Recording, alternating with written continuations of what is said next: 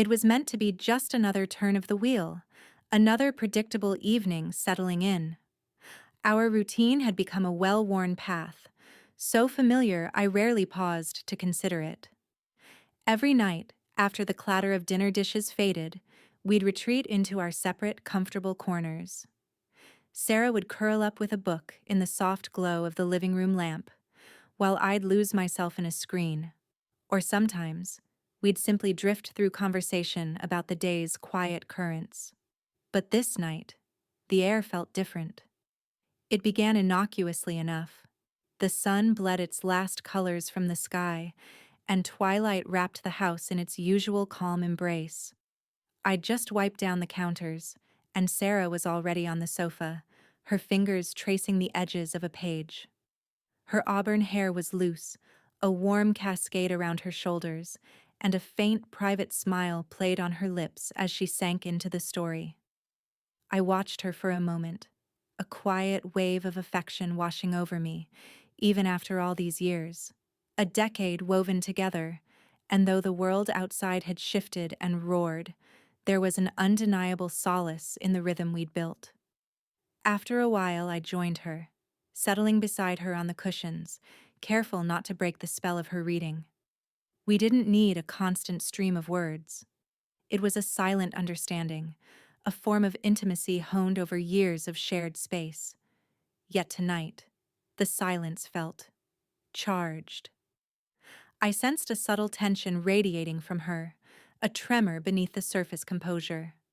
It was in the way her fingers drummed softly on the cover, a flicker of restlessness in her eyes as they seemed to scan the room, searching for something just out of reach. I tried to ignore it at first, diverting my attention back to the flickering screen. But then I saw her hand tremble, just perceptibly, as she finally lowered the book. I turned to her fully, a knot of curiosity tightening in my chest.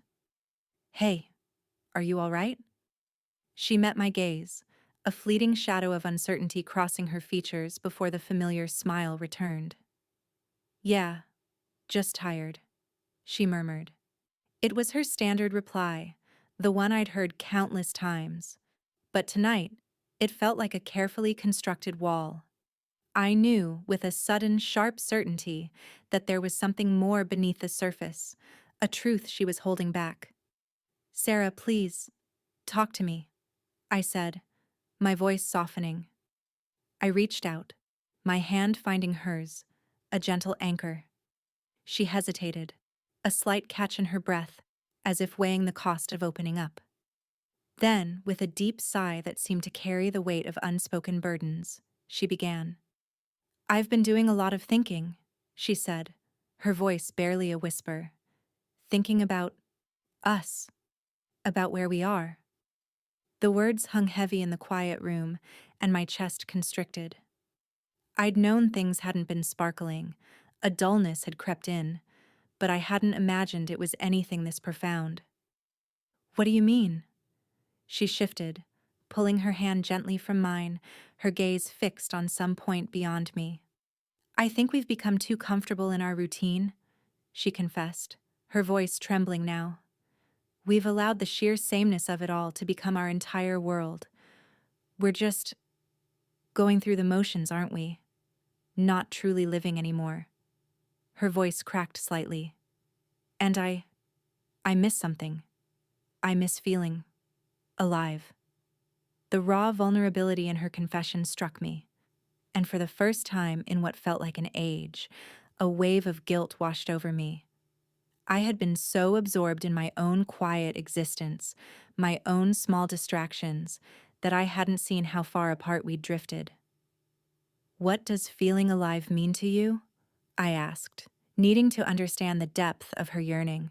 She looked down at her lap, biting her lip, a gesture of deep uncertainty. "I don't know," she whispered. I don't want to feel trapped in this endless cycle. I want something more, something real again." I was about to offer words of reassurance, but then I saw the naked vulnerability in her eyes, the way she was holding herself back, as if terrified of revealing too much. My heart ached at the thought of her feeling caged within our life. We can fix this, I said, leaning closer, my voice earnest. We can change things. We don't have to keep living like this. We'll figure it out. Okay? But then, the atmosphere shifted again.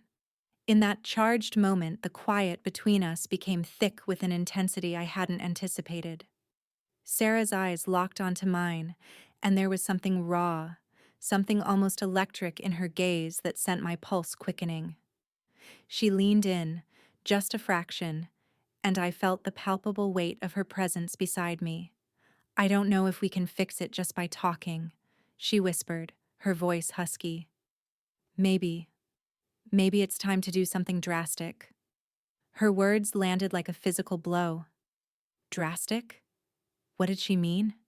She didn't answer immediately. Instead, she leaned closer still, her breath warm against my ear as she murmured, "Maybe we need to cross that line. Do something we've never dared before. Something that will shatter this monotony and break us free." I froze, the implications of her words swirling in my mind. The thought of crossing that line, whatever form it might take, felt simultaneously exhilarating and utterly terrifying. "Sarah, are you sure?" She didn't reply with words. Instead, she moved closer still, her lips brushing lightly against my ear as she whispered, "What if we took a chance? What if we threw caution to the wind and did something that would change everything?" The air between us crackled with the potent, unspoken tension of what could be. My heart hammered against my ribs, a frantic rhythm of excitement and fear. I couldn't deny the part of me that yearned to take that leap, to step out of the predictable, safe harbor of our routine. But another part of me recoiled, wondering if crossing that line would truly bring us closer or send us spiraling further apart. For a long, suspended moment, we simply sat there in the silence, the immense weight of her words settling around us. The future hung in the balance, fragile and uncertain. But one thing was undeniably clear. Whatever happened next would mark the end of our old routine, the life we had so carefully constructed. We were standing on the precipice of something new, something vast and unknown. "I'm not sure about this," I said softly, my voice trembling slightly, the fear a cold knot in my stomach. "I don't want to hurt us." She took my hand then, her fingers warm and firm against mine. "Sometimes," she said, her voice stronger now, her eyes holding a newfound resolve. "Sometimes to find the way forward, you have to break free of what's holding you back." And in that moment, I understood. The line we were poised to cross wasn't just about a single action, a single step into the unknown. It was about finally confronting the truth we had both been silently avoiding for so long, that we were both, in our own ways, desperately yearning for more.